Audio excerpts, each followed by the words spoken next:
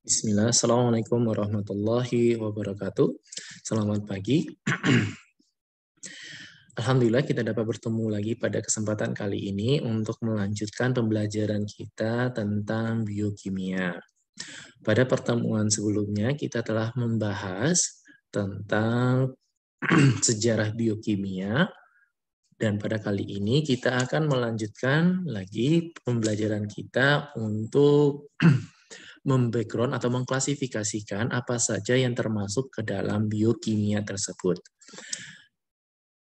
Khusus untuk pada kali ini kita akan membahas tentang karbohidrat, salah satu dari biokimia itu.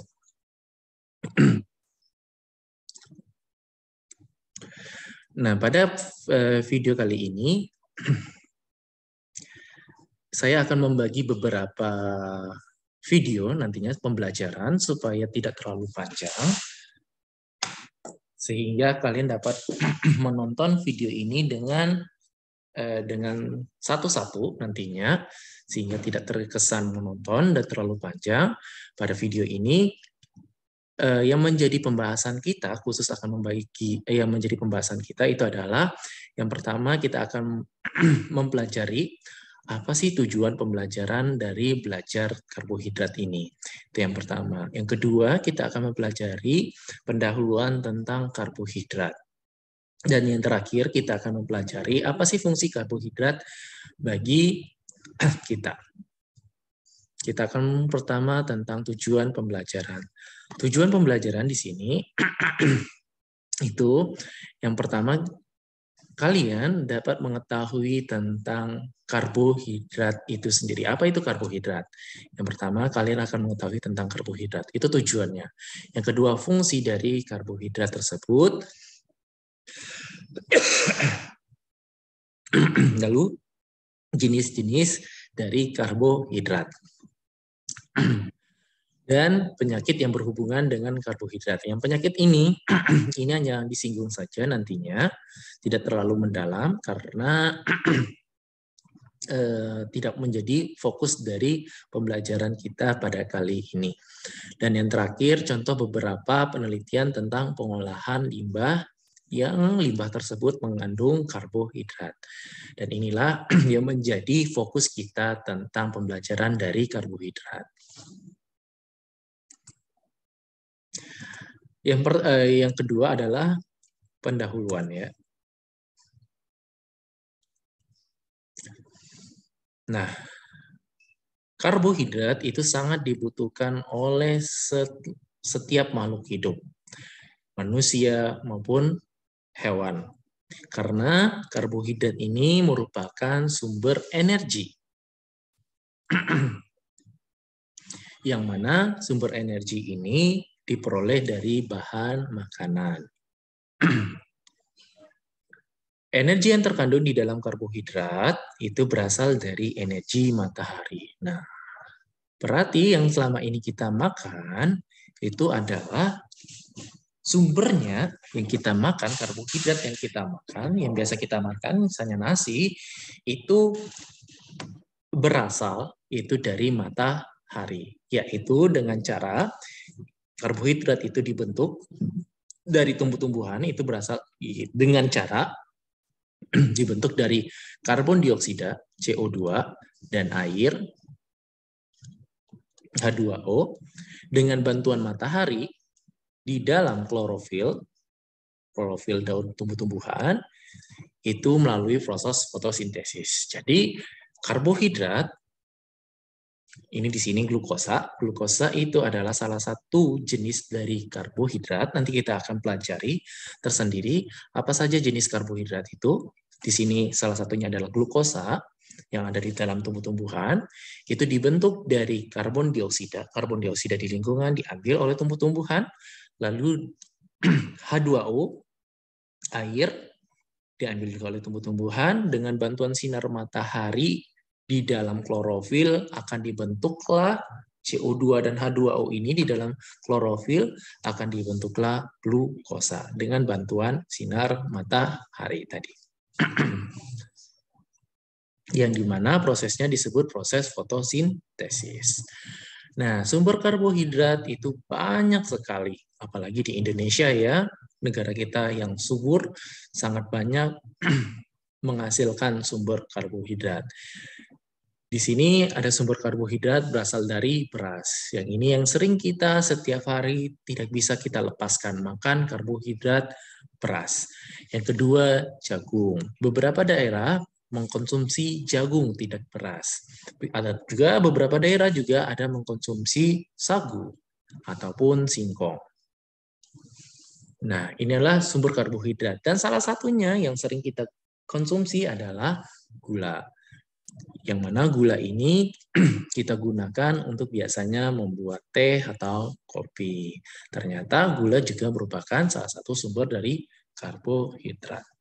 Jadi, misalnya kalian makan kue, misalnya ya, kue. Belum makan nasi nih, makan pagi belum.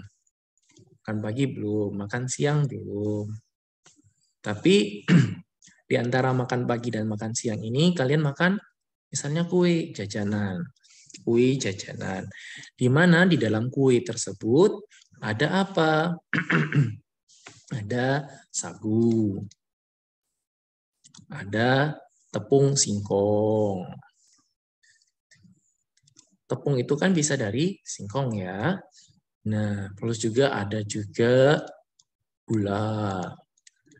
Nah, ini tiga-tiganya ini adalah sumber dari karbohidrat. Jadi ketika kalian makan kue saja, itu sama juga kalian makan nasi sebenarnya. Karena di dalam kue itu ada gula, ada sagu, ada singkong, yang mana ini adalah juga sumber dari karbohidrat. Bahkan jumlah karbohidrat, jumlah kalori yang ada di dalam kue itu bisa lebih tinggi daripada di dalam nasi. Namun kebanyakan dari kita orang Indonesia ketika belum makan nasi, belum dibilang makan besar ya, makan pagi atau makan siang. Nah, ada juga sumber karbohidrat yang tidak bisa dicerna oleh tubuh kita. Contohnya apa? Di sini adalah kayu dan serat kapas. Nah, kayu dan serat kapas ini merupakan juga memiliki sumber karbohidrat. Tadi di sini ada beras, jagung, sagu, terus juga gula. Ini semua pasti ketika tidak tergunakan ataupun ini bahan-bahan ini beras, jagung, sagu, singkong, gula itu juga memiliki kadar kadar luarsanya. Memiliki waktu di mana dia bisa dikonsumsi. Ketika misalnya berasnya tuh sudah misalnya tidak layak untuk dikonsumsi atau jagungnya tidak layak untuk dikonsumsi, begitu juga sagu, singkong dan gulanya sudah expire atau sudah tidak layak untuk dikonsumsi, maka semua ini akan menjadi limbah. Dan inilah tugas kalian, bagaimana cara mengolah limbah yang berasal dari beras, jagung, sagu, singkong, gula, ataupun limbah yang mengandung karbohidrat nantinya.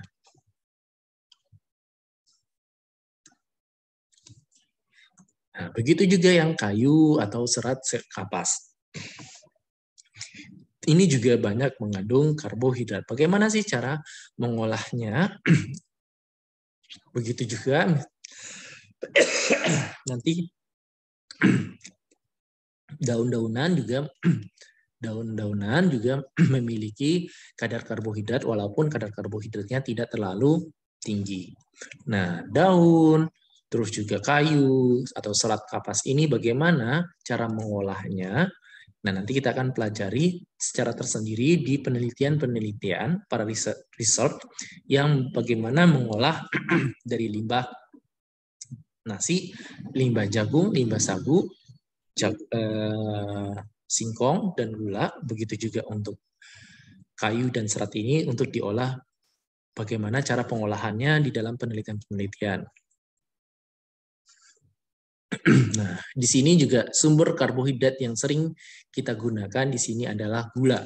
Karena gula itu berasal dari kata sakarida, berasal dari gugus sakarida.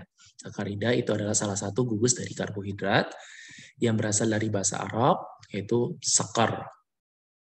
Karbohidrat itu merupakan suatu senyawa organik polihidroksialdehid atau polihidroksiketon.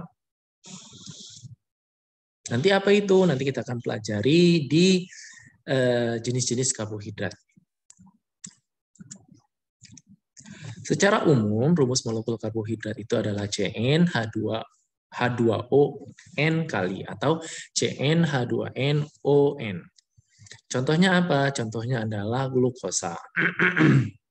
Glukosa di sini adalah C6H12O6. Di sini N-nya adalah 6. N-nya adalah 6. H2N. 2 dikali 6, 12 kan? O-nya 6. Sukrosa. Sukrosa C12H22O12. Ini 12 ya, salah ketik. Lalu selulosa. Selulosa adalah C6H10O5. Di sini bukan O5 tapi O6. Maaf, salah ketik juga. O6 N kali. Itu selulosa.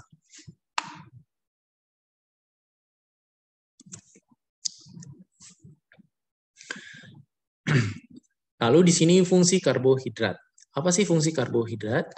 Fungsi karbohidrat itu ada 3. Yang pertama adalah sumber energi utama tubuh. Yang kedua memperlancar pencernaan. Dan yang ketiga adalah sebagai pemanis alami. Sumber energi tubuh. Nah, 1 gram karbohidrat, 1 gram karbohidrat itu mengandung 4 kalori. Jadi kalau kita makan 200 gram nasi, itu berarti kita mengkonsumsi 400 kalori.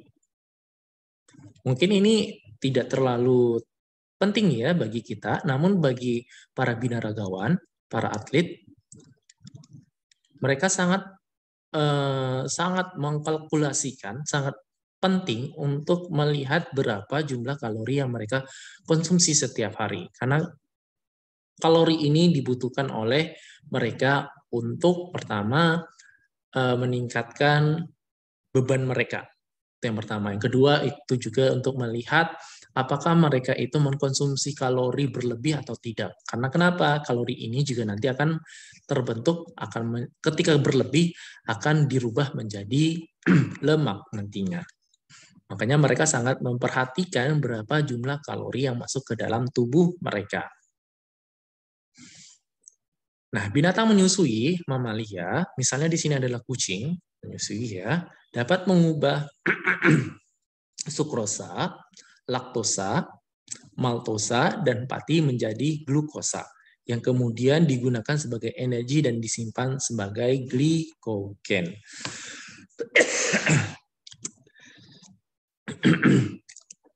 Yang kedua, sumber energi. Tadi di sini sumber energi juga. Yang selanjutnya juga sumber energi. Maaf ya, ini bukan sumber energi, tapi apa tadi? Memperlancar pencernaan. Ya, masih sumber energi. Ya, maaf ya. Ini masih sumber energi. Karbohidrat yang diubah menjadi glukogen dan lemak disimpan di dalam jaringan otot berfungsi sebagai cadangan energi tubuh. Nah, ini tadi ya. Karbohidrat bila kelebihan akan dirubah menjadi glikogen dan lemak. Makanya ketika tubuh kita berlemak, itu berarti mengidentifikasikan bahwa kita kebanyakan mengkonsumsi karbohidrat. Pak, saya kan makan nasinya sedikit. Misalnya, saya makan nasinya cuma 2 kali sehari. 2 kali sehari. Tapi kok masih juga tetap gemuk? Coba dilihat ngemilnya seperti apa tadi kue tadi? Karena kue tadi kan mengandung beberapa jenis karbohidrat tadinya ya. Gula ada di sana, terus juga tepung juga punya di sana. Jadi sangat kompleks untuk kue ini. Jadi kalori yang terkandung di dalam kue itu sangat tinggi dibandingkan dengan nasi. Begitu juga cemilan-cemilan yang lainnya. Cemilan-cemilan yang lainnya, misalnya gorengan, wah apalagi gorengan ya, itu juga sumber kalorinya tinggi sekali. Makanya dilihat juga lebih baik kita makan nasi daripada makan kue tadi ya. Makan nasi kita tahu jumlah kalori yang ada di dalam nasi dibandingkan dengan jumlah kalori yang ada di dalam kue tadi, karena banyak sekali jenis-jenis karbohidrat yang ada di dalam kue tersebut. Nah, yang mana tadi karbohidrat ini dirubah menjadi glikogen dan lemak disimpan di dalam jaringan otot yang berfungsi sebagai cadangan energi tubuh. Inilah kenapa para binaragawan itu sangat memperhatikan berapa dia intake atau dia mengkonsumsi karbohidrat di perharinya ke dalam tubuh mereka. Karena kenapa? Karena karbohidrat itu sangat dibutuhkan oleh jaringan otot mereka. Jaringan otot mereka. Jadi lucu ya juga ketika ada binaragawan yang jarang makan nasi. Mungkin bukan binaragawan ya, mungkin ada orang yang yang menyarankan, misalnya menyarankan untuk apa ya? Untuk menambah massa otot, katanya kurangi karbohidrat, tetapi banyakin protein. Nggak usah makan karbohidrat, tetapi banyakin protein. Sebenarnya tidak salah juga, karena protein itu sangat dibutuhkan juga oleh otot, namun karbohidrat juga sangat dibutuhkan juga oleh otot juga. Jadi jangan men-skip atau jangan meninggalkan karbohidrat dalam kalian konsumsi setiap hari, karena karbohidrat itu juga berfungsi juga untuk jaringan otot kita juga dan sebagai sumber energi juga. Protein juga penting. Nanti kita akan pelajari juga protein di sesi berikutnya pada klasifikasi dari biokimia yang lainnya. Karbohidrat dapat juga diubah menjadi steroid. Nah, di sini. Dan secara terbatas diubah menjadi protein.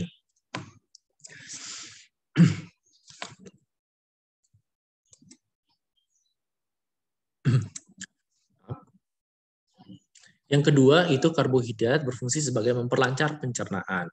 Karbohidrat yang dapat dicerna berfungsi untuk memperlancar peristaltik usus. Di sini peristaltik usus dan memudahkan pembuangan feses. Contoh karbohidrat yang dapat dicerna adalah karbohidrat golongan monosakarida dan disakarida. Nanti kita akan pelajari monosakarida itu apa, disakarida itu apa. Selain itu, karbohidrat yang tidak dapat dicerna seperti serat bisa memberikan rasa kenyang. Nah, di sini. Makanya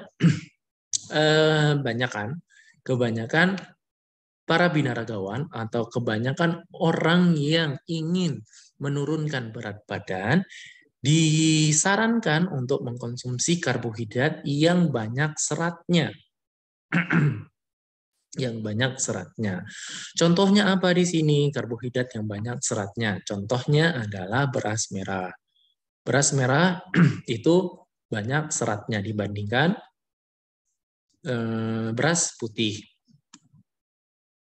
Beras putih atau karbohidratnya lebih kompleks daripada beras putih. Contohnya juga yang lain adalah gandum.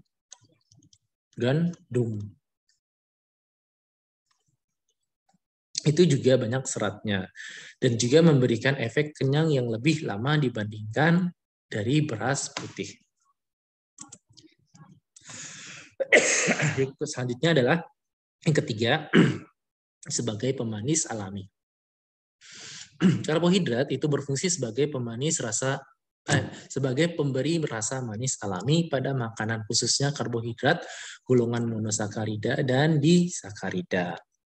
Nah, inilah fungsi dari karbohidrat, dan insya Allah kita akan lanjutkan pada sesi video berikutnya, klasifikasi dari karbohidrat. Bila ada pertanyaan, silakan ditanyakan di kolom komentar, atau bisa ditanyakan langsung di dalam grup pembelajaran kita. Terima kasih, kita akan lanjutkan lagi pada sesi berikutnya. Bila ada tutur kata yang salah, saya mohon maaf. Saya tutup. Assalamualaikum warahmatullahi wabarakatuh. Wabarakallahu fikum.